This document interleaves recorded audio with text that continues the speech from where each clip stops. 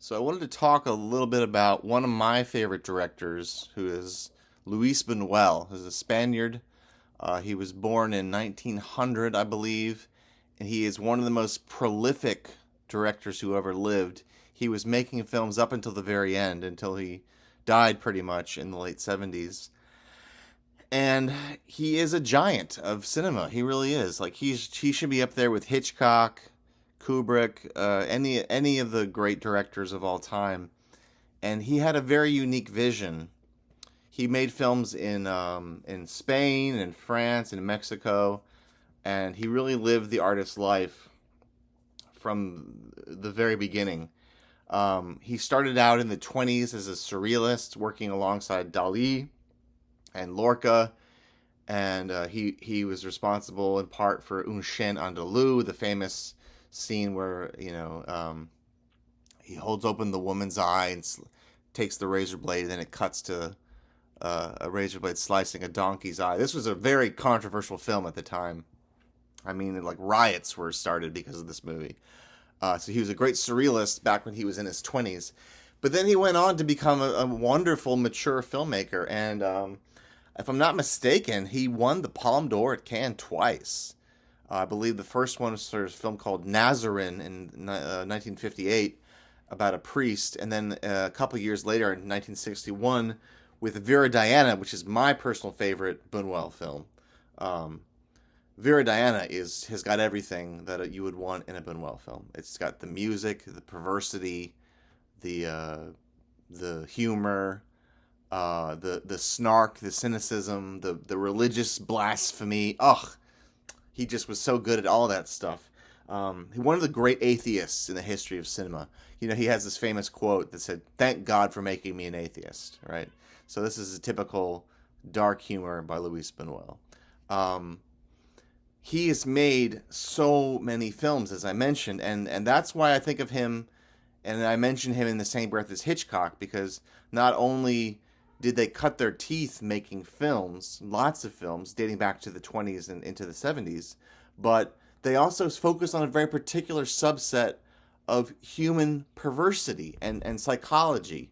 I haven't read a lot of people who say that he is the Spanish Hitchcock, because he's not really that. But he did explore those themes: fetishes, sexuality,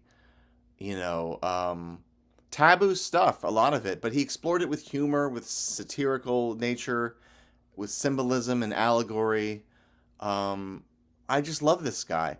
The only thing I have one problem with Buñuel, and it's like barely even a problem. But my problem with Buñuel is that he's a little too long-winded some of the time. Because when he delivers the gut punch in his films, when he delivers the punchline, the humorous aspect, the surreal aspect, the brutal aspect, when that hits, you're like, why did I have to sit through so much talking to get to this part?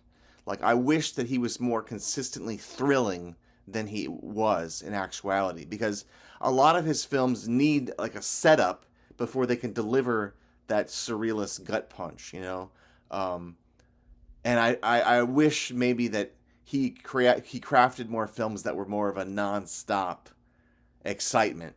He did The Exterminating Angel, one of his most famous films in the early '60s, and that's a surrealist film about a group of bourgeoisie people who find themselves unable to leave the room of this hoity-toity party.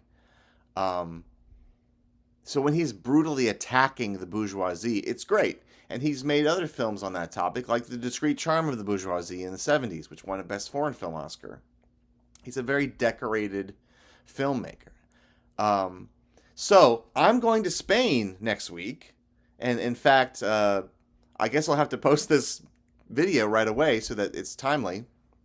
I'm going to Spain, and while I'm out there, I want to try and find some books about Buñuel in English that I can't get over here. Buñuel specifically wrote a kind of autobiography. I believe it's called Unspeakable Betrayal, where he kind of outlines his surrealist mind and his surrealist way of looking at the world. So I would love to get my hands on that while I'm out there. But if you're interested in my experiences in Madrid, I'm going to be blogging about my time at FILMADRID, the film festival, while I'm out there on my Substack. So check for the link in my bio here on YouTube about my Substack if you want to subscribe. If you want to be a paid subscriber, it's $8 a month, and you'll get access to more of the kind of featured content. Or if you just want to read my writing for free, hey, free stuff is good. Who am I kidding? So that's my little take on Buñuel. If you're interested in looking at his films, I might suggest a good place to start is actually The Exterminating Angel.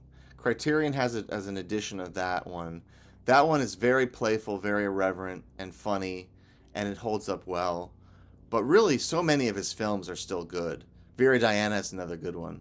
When I think about Viridiana, I think about that uncle, the uncle to the nun, who's there's a scene early on where he's talking about his late wife, and there's a scene where he's by himself at night in his mansion, and he has one of her shoes. He has one of his dead wife's like pumps, and he slides it onto his own bare foot, and he's like looking at it and just working his foot into the shoe. And it's done in the most matter-of-fact way. It's not sensational to make it seem like this guy's a pervert, It's in the most like humanist way, and that's really what Buñuel excelled at.